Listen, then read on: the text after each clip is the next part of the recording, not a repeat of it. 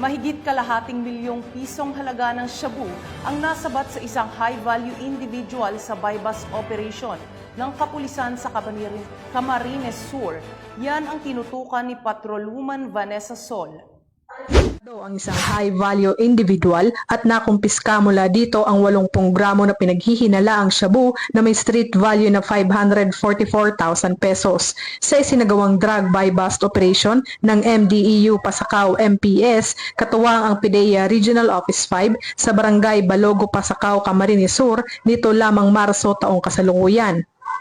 Kinilala ang suspect na si alias Amang, 46 na taong gulang, may asawa at residente ng Purok 6, Barangay Pansol, Calawag, Quezon Province.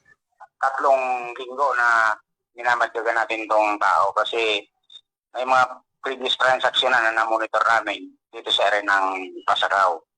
Sa kasalukuyan ay nasa kustodiya na ng Pasacao MPS ang suspect para sa kaukulang disposisyon at dokumentasyon na mahaharap sa kasong paglabag sa Republic Act 9165 o Comprehensive Dangerous Drugs Act of 2002.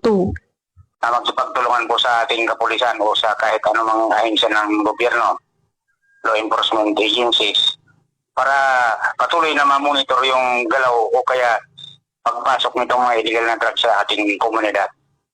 At pag may nalaman po silang ganon, ay agad pong ipagbigay alam sa ating mga kapulisan or sa PIDEA o yung mga counterpart natin na nag-i-enforce ng batas patungkol yan sa illegal na drugs.